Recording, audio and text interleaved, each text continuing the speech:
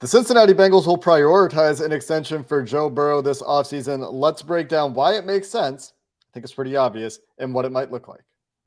You are Locked On Bengals, your daily Cincinnati Bengals podcast, part of the Locked On Podcast Network, your team every day.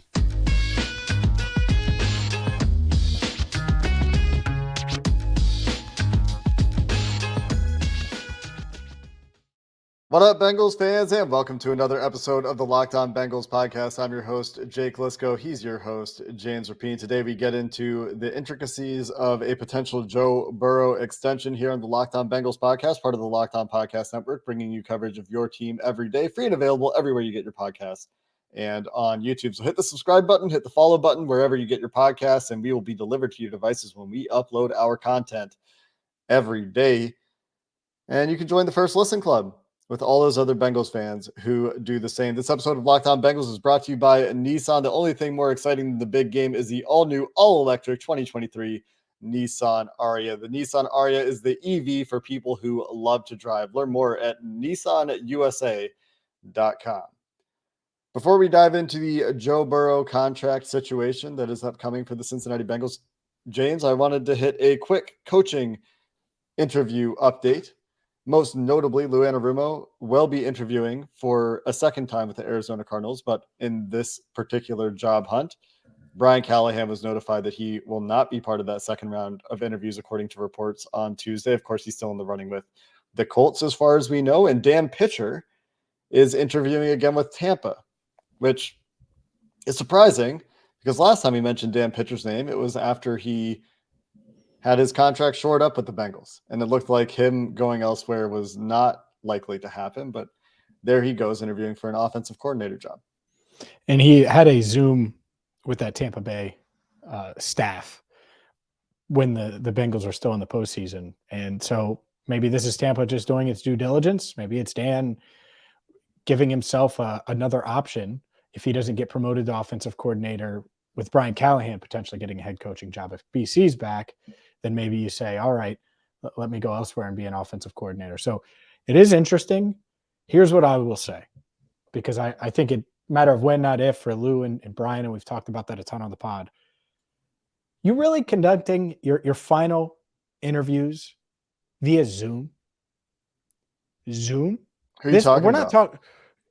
I'm talking about Lou Anarumo's next interview with the Cardinals. As of now, is scheduled to be on Zoom on Friday, according to Albert Breer. Oh. That's wild to me. They're all on Zoom, though, I think. The Cardinals. Part of that is because the Eagles are in the Super Bowl, so I get it. Why would you have Lou do a Zoom? And maybe it's, we already talked to him in person. I guess, man, it's a head coaching job, and you're already paying Cliff Kingsbury to be in Thailand. But that's neither here nor there. I would bring him in. I would. If I was making that kind of hire, I would find a way to get that done, but whatever. Yeah, I thought I had read that Anarumo's was going to be in person and some of these others were not. So I must have been mistaken because maybe it'll change. Yeah, maybe it'll change. I just don't know why outside of the coach still coaching in Philly, Brian Flores should be in person and so should Lou Anarumo. But I'm not complaining if it's on Zoom. Because selfishly, you'd want to have all hands on deck, all of these guys back next year. Yeah, I mean, the thing that we're looking at with these coaching jobs is obviously let's not lose all the coaches at once. That would be the most detrimental thing for the team, right? And selfishly, as people who are pulling for the Bengals to be back in the Super Bowl next year so we can cover a Super Bowl again, right? Losing all these guys at once, that's what you want to avoid. Especially when Dan Pitcher is the OC in waiting internally. Yeah, it would. It's weird. Maybe they're all back. Maybe they're not. Maybe Tampa has their choices, and they're like, right before we make this hire, because it's going to be an important one, let's just talk to Dan one more time. Could be a variety of different things, and I'm sure that they will ask Dan about his work with ding, ding, ding, Joe Burrow, who's about to get. Well, he's already way richer than you and I, Jake, but get much, much richer than everybody listening this offseason when the Bengals sign him to an extension. You never know who's listening, James. Much richer. Much, much richer. I guess Mike Brown isn't listening today. Joe Burrow is in line to become the highest paid quarterback in the NFL. Let's start there. There's been a lot written about this. I think that is a likely outcome. I think Ian Rappaport talked about Joe Burrow is likely to become the highest paid quarterback in the NFL. I assume that was a source report based on somebody that he was talking to.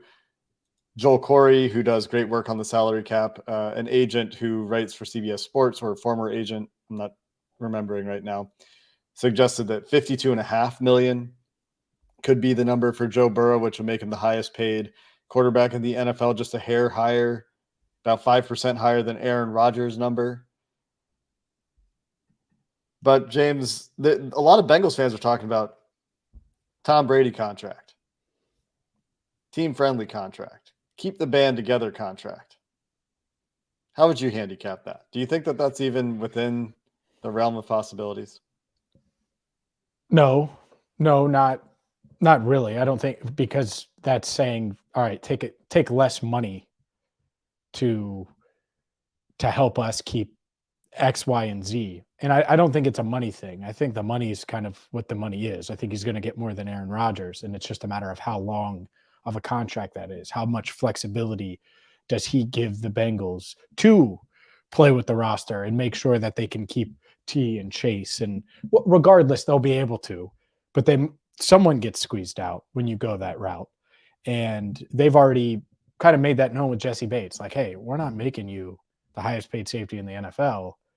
And that's why it's inevitable that he goes elsewhere, because they have other priorities. And T's high on that list. Jamar is obviously high on that list, but no one's higher than Joe Burrow. And so is he taking $40 million per? No chance. I mean, maybe, but zero chance. He's going to get huge money. I wonder what the structure looks like. I wonder how much input he has in things. Is this just his agent talking versus him saying, hey, make sure that we give them enough wiggle room structure-wise so they can fit in Jamar Chase and T. Higgins and still have money for the defense or the offensive line, and the list goes on and on. So the structure of this is quite interesting, and I think that's what's make or break, not the actual money going into Joe Burrow's bank account. Yeah, I think that is the most challenging part of this for the Cincinnati Bengals. Is their history is that the money they guarantee is a signing bonus and occasionally a year one roster bonus as well. They don't really guarantee money deep into deals. And the thing that people are asking for at the quarterback position, Lamar Jackson being the latest example because of Deshaun Watson's contract with the Cleveland Browns, is a fully guaranteed contract. There are alternatives to this, of course. You can talk about Patrick Mahomes' deal as the primary example, the rolling guarantees. He only had $63 million fully guaranteed in that contract, but effectively a whole lot more of that money is guaranteed for Pat Mahomes. There's been some speculation that Joe Burrow isn't going to be very keen on that contract structure. And so that is, like you said, James, one of the big questions is, what is this deal going to look like? Is it going to be the pre-Patrick Mahomes 10-year deal, the pre-Josh Allen 6-year deal, the run-of-the-mill 4 or 5-year extension? Or is it going to be a bigger deal with rolling guarantees? And those are some of the details that this team will have to iron out. We'll talk about some of those coming up next. Today's show is brought to you by PrizePicks. PrizePicks is daily fantasy done the way it should be. You pick 2 to 6 players, and if they will score more or less than their PrizePicks projection, you can win up to 25 times your money on any entry. And they offer projections on any sport you watch, including the NFL, NBA, Major League Baseball, college football, college hoops, both men and women, soccer, WNBA, esports, and so much more. Entries can be made in 60 seconds or less. It is that easy. And of course, withdrawals are safe and fast. They operate in over 30 states, including Canada. Download the PrizePicks app or go to prizepicks.com to sign up and play daily fantasy sports. First-time users will receive a 100% instant deposit match up to $100 with promo code Locked On. If you deposit $100, you'll get $100 with promo code Locked On. If you deposit $50, you'll get $50. Don't forget to enter promo code Locked On at sign up for an instant deposit match up to $100. A lot of people were joking, James, when the Bengals sold the naming rights to Paul Brown Stadium and it became Paycor Stadium, that it was Pay Joe Stadium, and that they were doing all. I mean, people were joking, but it was true. They It is true. made a concerted effort to raise cash to pay Joe Burrow, expecting to have to put all this money into escrow. So, for those of you that don't know, guaranteed money in NFL contracts, money that is fully guaranteed at the time of signing, which includes signing bonuses, which are paid out immediately, but any future year guaranteed salaries or roster bonuses need to be put into an escrow account, which is a holding account that shows that we have the money to pay for this. At some point, it will be released to the player as the contract stipulates in the future. And it's some percentage. I don't remember what exactly the percentage is of money that needs to be put into escrow. But it's a rule that has given the Bengals issues in the past, we think, because they've never given out these massive guarantees. And the speculation is, that we've talked about before, is that it's always a cash flow issue and this sort of thing. It's not like there are huge revenue streams for this team outside of football. And so they've done all this to raise money for Joe Burrow. They kind of pinched pennies a little bit in 2022. From a spending perspective, they spent less money than we expected them to. We talked about that a few times this year. So they're ready to pony up the cash. But you wonder, what will it look like exactly? Will it be that 4-year deal with guarantees and they'll buckle on their contract structure the way that Pittsburgh did with TJ Watt, for example, when they pushed when their hand was forced, or Green Bay did with Aaron Rodgers, which I think yes, but I assume they're looking for a long deal here, right? Because that's the benefit to doing it early, is the cap's going to keep going up. And how good is that Patrick Mahomes deal looking right now, where his cap hits in the mid 40s most years, and we're talking about 52, and that's just going to keep going up because that's what happens in the NFL. Yeah, it's the guaranteed money. I'm just looking. I guess the Haslams had to put $185 million into escrow. So I think it might be all of it because, signing bonuses aside, obviously you get that up front.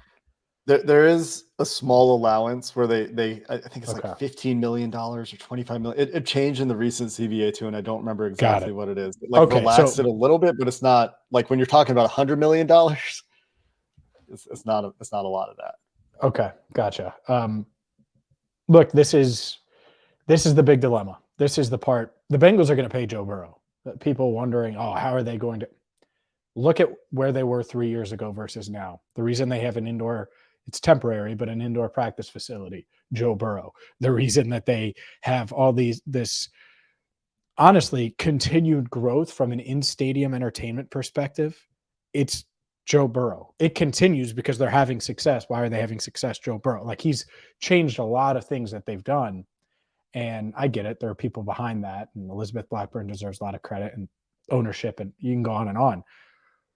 But to me, the rolling guaranteed option, I just, knowing Joe, I feel like that's what he would be willing to take. Not less money, but he would say, all right, well, I want to win. I want to get paid and I want to be swagged out and I want to be myself, but I want to win. How can we make this to where we continue to win? And the reason the Chiefs were able to get that deal done with Mahomes is because of that, because that was the selling point. And I think it makes sense. So my question is, and I get it, Joe Burrow's agent negotiates this deal. I understand it. But how much input, how involved in this process will Joe Burrow be? Will he just be in Vegas with Nick Bosa and company? Obviously not. He's going to be at home most of the time, even though he was in Vegas over the weekend. But will he be involved at all? Will he be at the table at all? Or will this just be a game of telephone between the Bengals and his agent, and then Burrow gets looped in when it's time to loop him in? I think that part matters a ton. And he was kind of coy when we would ask him, and it was in season, I get it, about contract stuff. But knowing what we know about Joe, there's a reason this fan base says, oh, well, he's going to take the Brady deal. It's because they know he prioritizes winning. That isn't happening. I think that it's just stupid. Joe Burrow isn't stupid. But is a rolling guaranteed long-term deal that locks him in stupid? I mean, I guess you could maximize and get more long term if you go 4 years and you're up again and you're set to hit free agency at 30, 31 years old. I also wonder if he really cares if it's 500 million over the next decade and a couple of Super Bowl rings, or at least better chances at that, or 600 million over the next decade. And that's literally what we're talking about here when we're talking about Burrow's contract. He's going to make in that range. What are the Bengals willing to do? What is he willing to do? And how long is he willing to sign for? Yeah, that is certainly the big question, because it seems like everything is pointing to an Aaron Rodgers type deal, right? One of these conventional quarterback deals. The most recent data points, as Joel Corey points out over at CBSSports.com, are Kyler Murray and Russell Wilson, who had See, I'd be shocked. 103.3 and 124 fully guaranteed at signing, respectively. I'd just be shocked at that. Like, look who you're talking about. Like, and I'm not taking shots at them, but I'm going to take a shot at them. Kyler, me, Murray. All right. And Russell Wilson is one at the back end of his career, so you can't give him a huge, huge deal. But clearly he's about himself as much as anyone. And I get it. Burrow has an ego too. 4 years makes it tough. It makes it real condensed and hard on the Bengals. I'm not going to lie to you. I'm just talking about the guarantees, though. Those are the second and third highest total guarantees at the time of signing in the NFL. Why wouldn't Burrow want more than Russell Wilson got in terms of guarantees at the time of signing? Sure. I mean, it could be an exception. It could be like we talked about. I think at the time Josh Allen signed his deal, it was also the biggest fully guaranteed at the time of signing. Patrick Mahomes is a big exception, I believe. Although I don't necessarily have that timeline clear, where he only had 63 million guaranteed at the time of signing with the rolling guarantee structure. And Josh Allen's deal does have some similarities there. But wasn't so it like 63 for like the first 3 years or something for Mahomes? And it was 63 fully guaranteed for Mahomes. Yeah. And then everything else becomes guaranteed well in advance of those years. Of the next, yeah. Okay. Why wouldn't you want that if you're Burrow? You just don't want to do a deal that long. That's the argument, right? You're not going to maximize your wealth. Yeah, the easy argument, if you're interested in maximizing your earnings, which is a fair thing for any human being to do, even in the sport of football, is to take the 4-year deal, salary cap goes up, reset the market again, which is a way of betting on yourself, right? And then instead of that, you could do the Patrick Mahomes thing, which is a super team-friendly deal, but we'll see, right? Because we're talking about, you often get 1 or 2 chances to do this. And then what's going to be the most important thing for Burrow and the Bengals? Yeah. To me, in the past, and quarterbacks have always made pretty good money, right? But in the past, it would make sense to do 4 years for a lot of reasons. Does it really impact Joe at all if he makes 500 million versus 550 or 600? Like, does it really? I know that sounds crazy, and it is a lot of money. It's a big difference, but does it really? That's the part that I wonder about. And so, how much does he care about that? I don't know. How much does he want to reset the market twice versus just once? Yeah, I don't know. We'll find out probably this offseason. Go back to Carson Palmer's extension when the Bengals made him the highest paid quarterback in the NFL, highest paid player in the NFL at the time. 6-year extension. After the second year of his rookie deal, because you were allowed to do extensions earlier under that CBA, and his deal was for 16.16 million per year, which tells you about it was during the 05 season. It was during his third season. Yeah. Okay. Sorry. It was right before he got injured. It was after his second season, right before the injury. Yeah. I think highest paid player though is very much in the cards for Burrow. That's the difference, though, right? Is you're talking, would you say 6 years, what, 90? I don't know. I can't multiply 17 by anything. What, 6 times 10? Yeah, 96, roughly, right? So let's just say 100 million. Well, being able to get another contract is much different when you're talking about 100 million for 6 years and then getting 4 years X amount versus the numbers we're talking now with Burrow. Like, it's so inflated versus... And I get it. It's the revenue that the league is bringing in, and he deserves it. And he's the face of the franchise, one of the faces of the league. If I'm the Bengals, I would throw 500 million at him over 10 years, and I'd make him say no to that because that's really hard to do. I mean, come on. That's really, really tough to do, even if you can reset the market again in 4 years. I And think it depends on the maximize value. guarantees, right? Because if he can get those guarantees well into the future like Mahomes, then you probably do it because you feel relatively secure about getting the money. And We'll are the talk. Bengals comfortable with that too? Yeah. And we'll talk a little bit more about that. We're going to have Andre Perota joining us later this week as we get into the Bengals salary cap. But AJ Green announces his retirement on Monday. And what a career it was for AJ. We'll get into that conversation a little bit to finish up the show here coming up next. Maybe the Bengals should also negotiate Built Bars, a lifetime supply of Built Bars into Joe Burrow's next contract. Today's show is brought to you by Built Bar, the #1 protein bar on the planet. They're covered in 100% chocolate, low sugar, low calories, protein packed, and they're great for Burrow. They're great for you. They're great for Jake Liscow. They're great for me. Make sure you check them out right now at built.com. Healthy is actually tasty. Yes, it tastes good with Built Bars. And it's not just built.com now. Nope, they're at local Sam's Club stores. They're at local Walmart stores. So you can head to your nearest Walmart today and pick up a 4-bar box of cookies and cream, double chocolate, or coconut puffs. You could also check out their 13-bar box with all of Built Bar's hit flavors: brownie batter, churro, and so much more. There's a flavor for everyone. It's the #1 protein bar on the planet. And Bengals, maybe Mike Brown is listening, Jake. This is a perfect way to negotiate that deal with Joe Burrow. Grab a box of Built Bars today. Really should get some sort of association going there. AJ Green, James, what a career. What a career. Underappreciated, I think, by NFL fans at large, because despite making the playoffs for his first 5 years in Cincinnati, this was the era of Cincinnati Bengals football where primetime losses were the norm. Playoff losses were the norm. And every time a larger audience got eyes on the Cincinnati Bengals at the time, not every time, but more times than not, they came up short.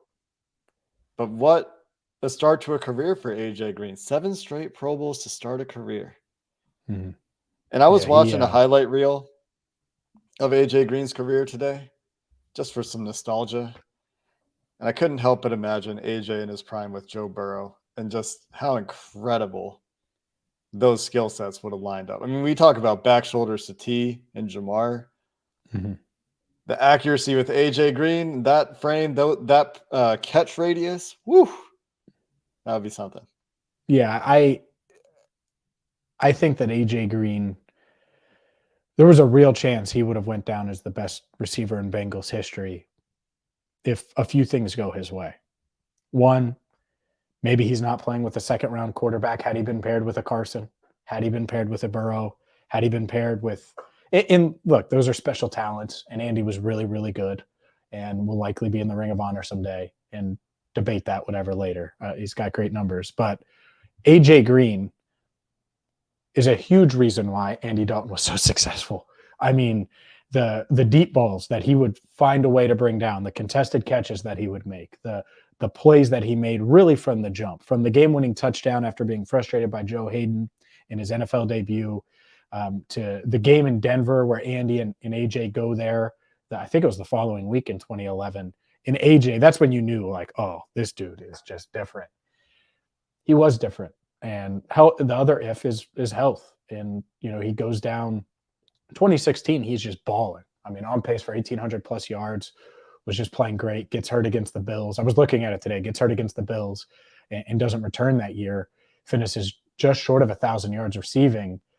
And that's why you look at him and he never had that monstrous 1,800 yard season. He was never in that realm. And so Hall of Fame or not, I don't know. But you mentioned the 7 Pro Bowls. First receiver in NFL history to do that, 7 straight years. First Bengal player to do that at any position, 7 straight years to start his career. Both to start his career, by the way. But injuries got him at the end. Clearly wasn't the same guy really after that 5-game stretch in 2018 where he showed flashes of being the old AJ. They started 4-1. Obviously, we know what happened in 2019, and 2020 was rough, but it ends rough. It does. But he goes down 10,514 yards, second in a bunch of receiving categories for the Bengals, receptions, touchdowns, receiving yards, all of those things just behind Chad. He's a great player. And he's going to be guaranteed 100% signed, sealed, delivered in the Ring of Honor someday, which is going to be really cool.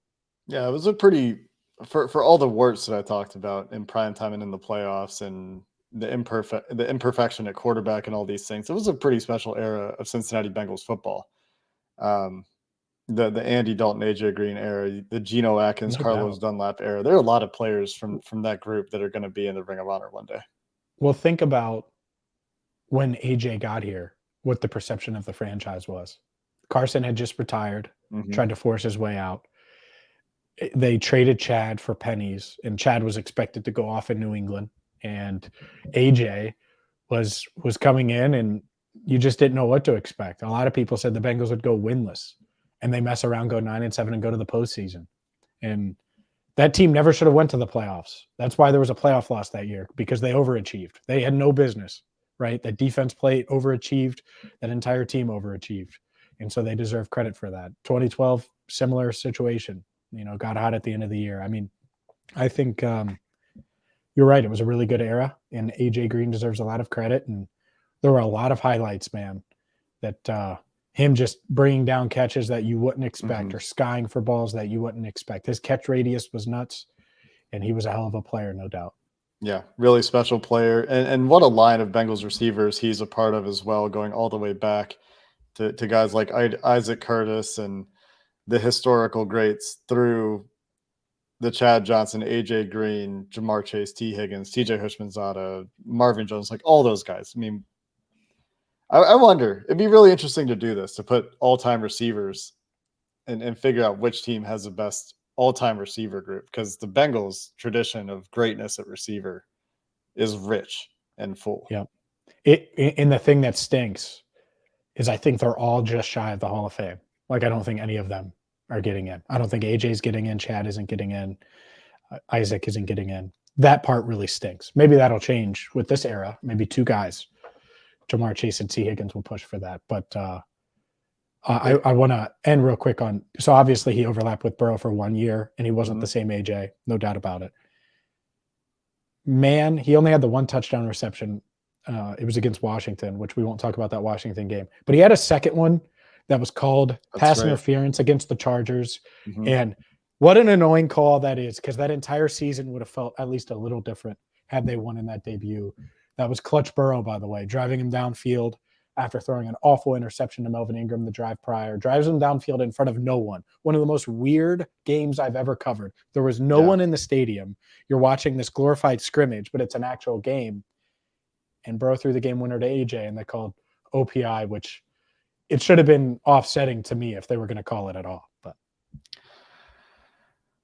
look at me blaming the refs again. Yeah, here we go. Maybe we'll get more reviews. 3 years later, after a team that was going nowhere, and I'm like, man, there's no way that's open. Hey, look, he would have tied Chad in Bengals history touchdown-wise if that counted. So it was a big call. If you're still listening to us at this point in the show in the off season, and you haven't left us a review, especially on iTunes, which I think is the only place where you can do reviews, on Apple Podcasts, you can go do that. Go check out the Chiefs fan who left us a review. Yeah, please do, to offset the Chiefs fan who listened to one show and then just crapped all over us. Was very upset with the way we talked about officiating. Anyway, that's going to do it for this episode of the Locked On Bengals podcast. We've got Joe Goodberry coming up to talk team needs. We've got Andre Parada coming up to talk about the salary cap in the Bengals spending situation, talk about some contracts. We've got Mike Santagata coming up later this week to talk about some overall film takeaways from the season and some ways the Bengals can change and improve and look to evolve going into 2023. So a full week of content, as always, here on the Locked On Bengals podcast. So thanks for listening. And until next time, Hoo Day, and have a good one.